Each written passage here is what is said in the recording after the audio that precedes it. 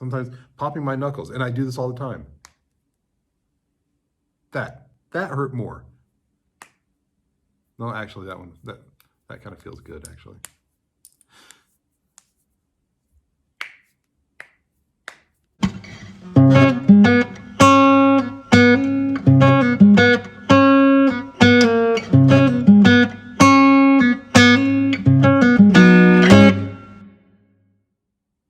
I was kind of a squeamish little kid.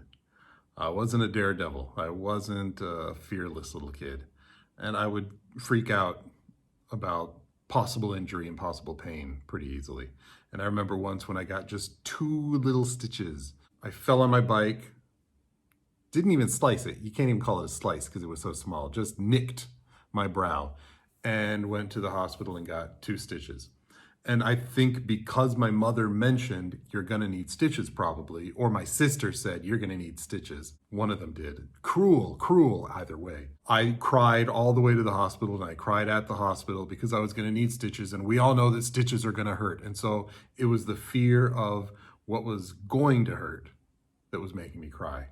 I remember they put an anesthetizing little pad so that when they finally sewed the two little stitches on that tiny little cut, I didn't even feel it. But I was crying the whole time because I was sure it was gonna hurt.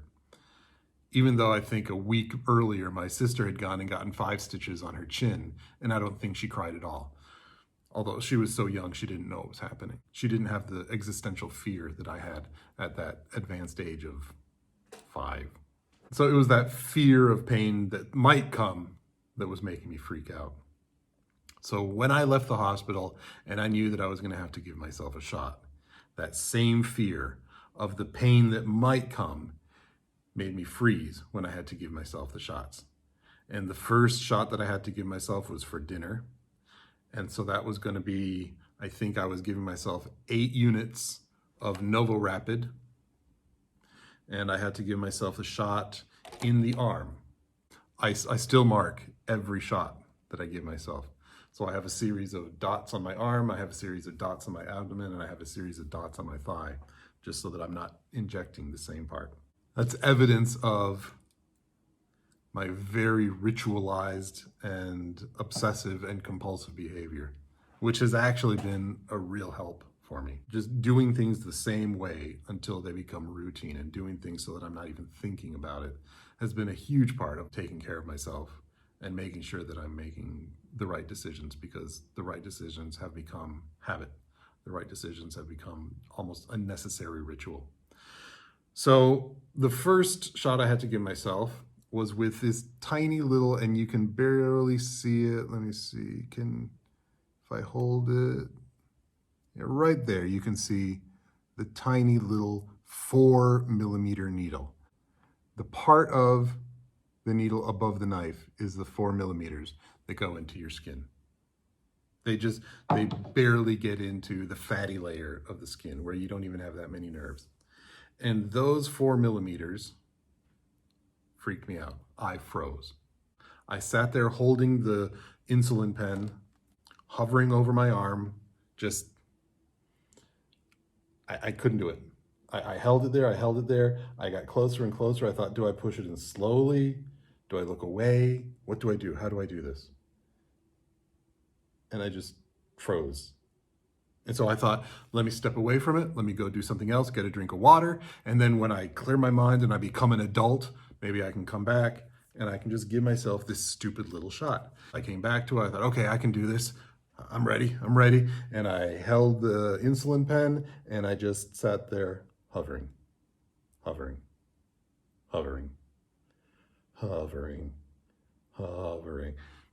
Buffy started getting really frustrated. She was getting really impatient with me. I said, is this annoying you? Yeah, kind of, because you have to do it. You're gonna have to do this. I know. I have to eat. So I have to give myself the insulin shot. After about 15 minutes, I don't even remember what mindset it was that finally got me to just say, all right, just do it. It was like with that fear of like, just, you put it in and you hold it for about 10 seconds and you let it sit there for 10 seconds. And I remember after I put it in and I was holding it, my first thought was, oh my God, how stupid do I feel? Because I really didn't even feel it. I didn't, I would have, I could have sworn that somebody just took a pen and held it against my arm. It really just felt like that. Somebody could have just put their finger on my arm like that, and I would have thought it was the same thing. The needle was just like nothing. It was like the tiniest little insignificant, meaningless, no jokes please, feeling when it went into my arm. And I thought, okay, this was so painless that the next time it's not going to be a big deal at all. I have to give myself a shot this evening, the slow acting insulin in my leg. Yeah, it's going to be easy. No problem, no problem. So that evening, I was using Lantus. So that evening, I took the Lantus out, put the 4mm needle on the end, exposed my thigh, and sat there again with the needle hovering, hovering, hovering. Even having just given myself a shot a few hours before and thinking, I didn't even feel this. These needles are so small, I know it's not going to hurt. What's making it difficult for me to give myself the shot? And I think that one, maybe I waited about 20 minutes and then finally I gave myself a shot and it doesn't hurt that much. Sure, I can do this, no problem. The next one was in my stomach.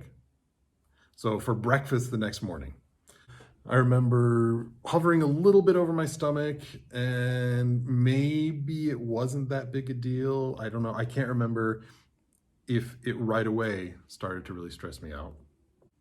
But the point is that even if it didn't stress me out at first, and even if it didn't really hurt in any of these injections, I just started building up this anxiety before every shot. So I started looking online, advice for injections, home injections, how to give a home injection, how to get over the fear.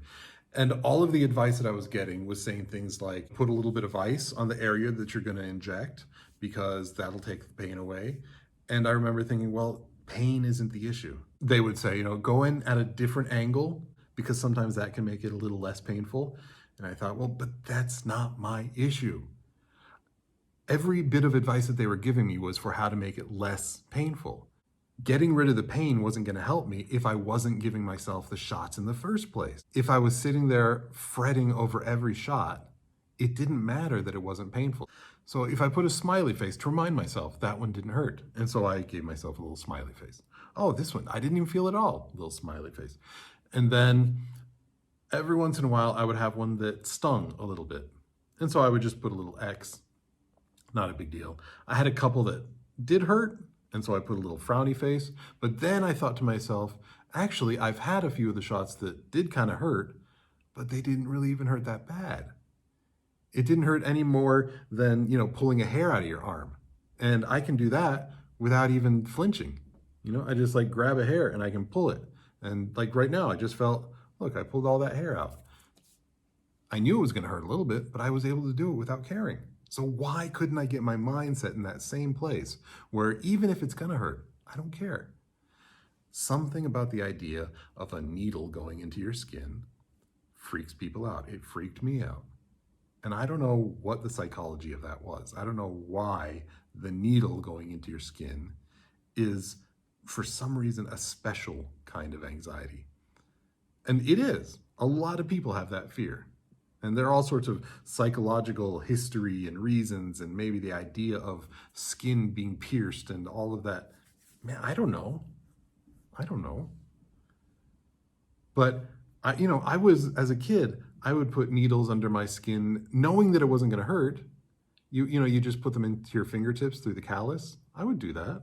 Or in the really thin skin here in the palm, you can put it under and it's just on the epidermis and you can just put it under there where that little tiny tissue layer of skin is and you know that it's not really going to hurt. I could do that. So there was something about it going into the skin. I'm not sure what it is. I don't know why. But part of it is, I think, that I knew not only that I was going to have to put it into my arm or my leg or my stomach, but I was going to have to hold it there. And the idea that if I put it into my stomach and it hurts, I can't undo it. I have to sit there and hold it. And I don't know if I'm ready for that, even though I'd done it and it wasn't hurting. There were a couple of times when, especially for the Lantus in my leg, which was the final injection of the day, and that was the injection that nothing else was riding on. I'd give myself the injection and then I was going to go to sleep soon after. So it's not like I was getting hungry. It's not like I had a meal sitting there waiting for me. It was just, I just had to do it. That one I was able to procrastinate and I was able to put it off more and more and more. And I remember there was one night when I had to give myself the Lantus injection and I was trying.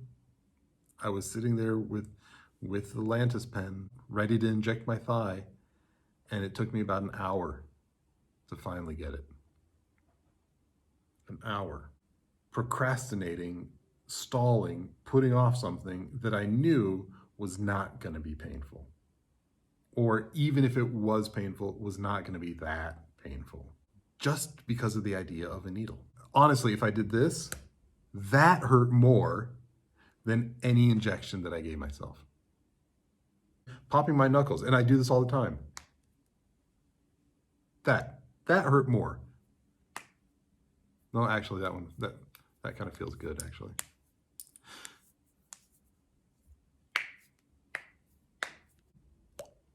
Even that, even just a stupid little parlor trick like that, the drop of water sound, that hurt my cheek more than injecting the Lantus into my leg. But I do it without thinking. So without getting into some big analysis of what is it about society and needles and injections and piercing the skin, who knows what it is, the connections and the trauma of childhood, and maybe, who knows, the way that we think about images of piercing and images of, I don't need to get into that, because what I had to figure out was, where can my mind go? How can I do this with my mind?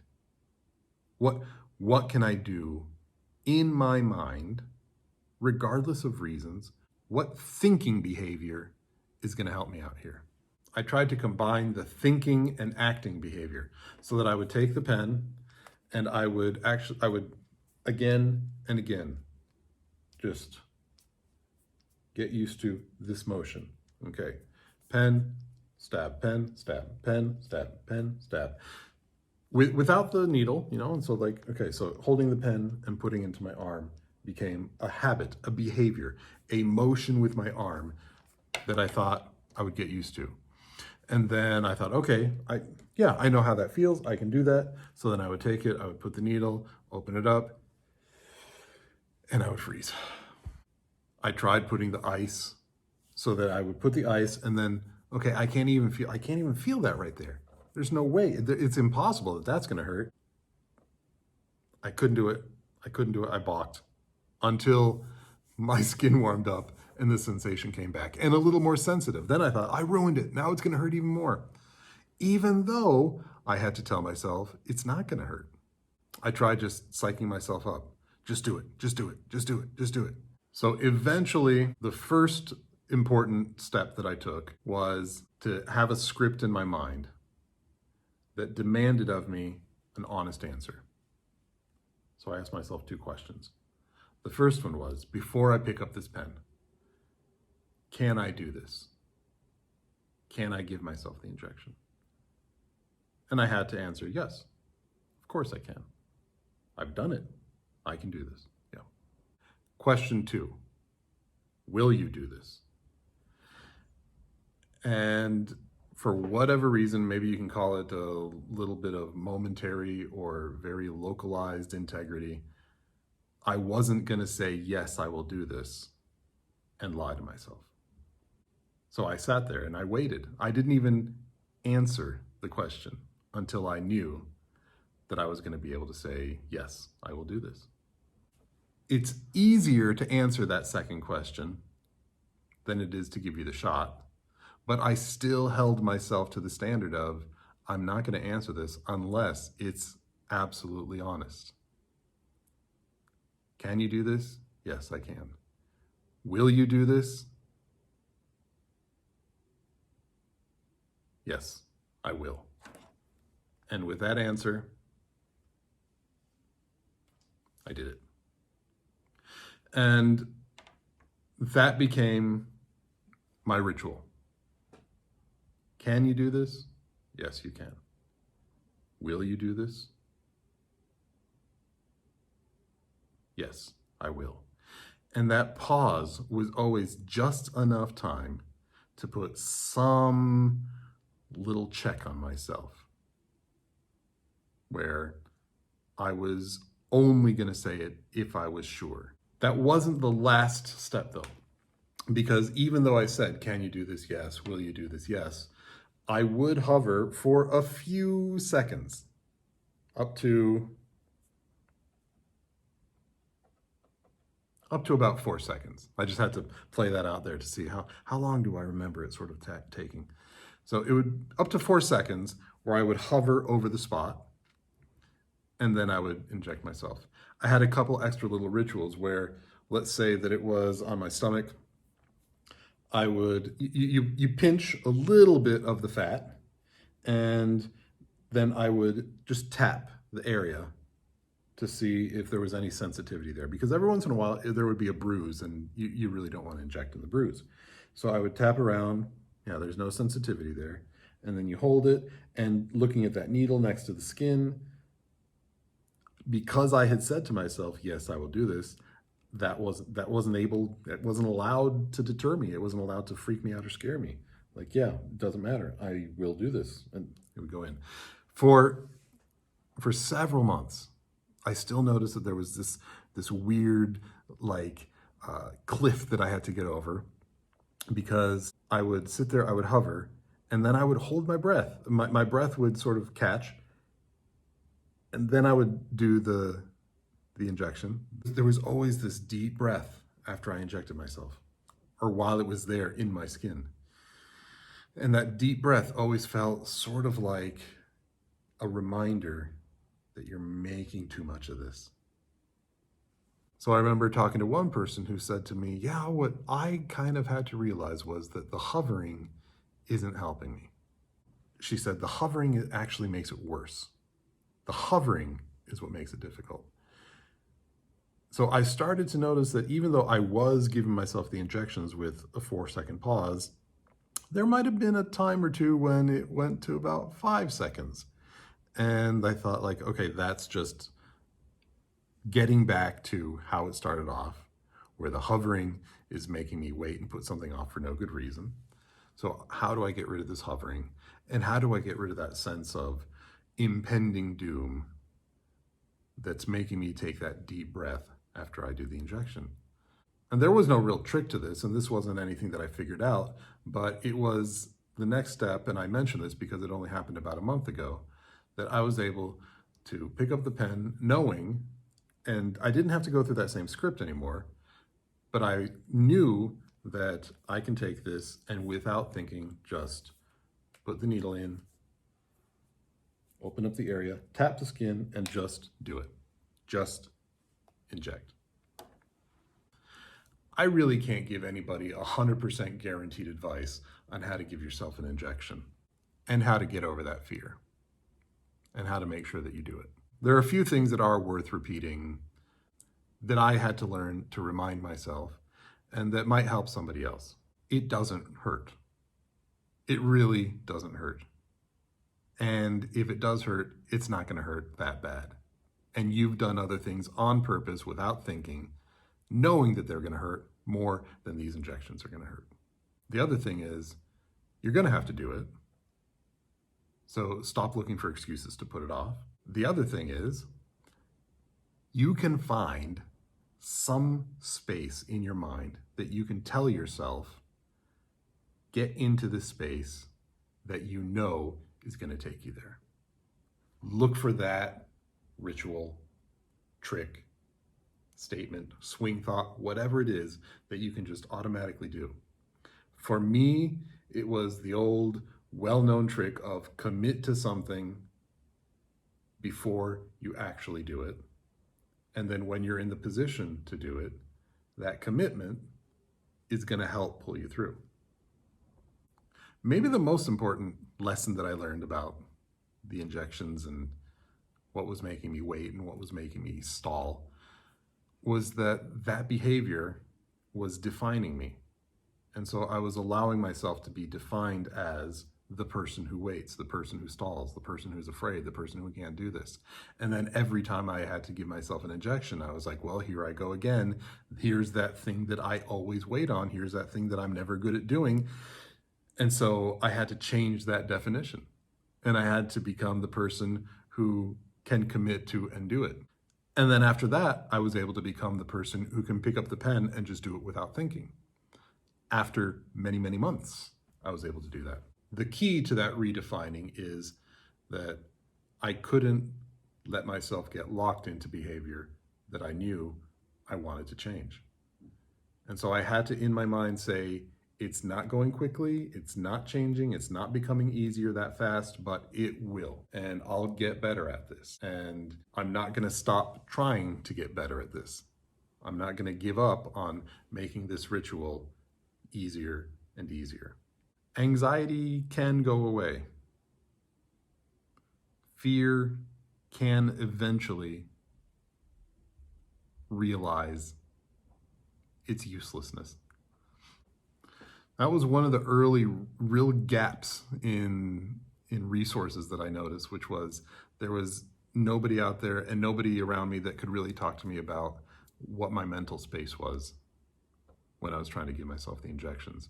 And nobody that could ask me and sort of go over what's the thinking that's stopping you, what's the thinking that's not helping you as much as you think it might be helping you. All the advice was just really practical stuff. Hold the needle this way, make sure that you rotate the spot, make sure you don't do this or that. But as I said before, all that was saying to me was, if you mess this up, it could be bad. And it would have been nice to have somebody say, you're thinking of this the wrong way. Try thinking of this. Try thinking of it that way. Try doing this with your mind. Try telling yourself this.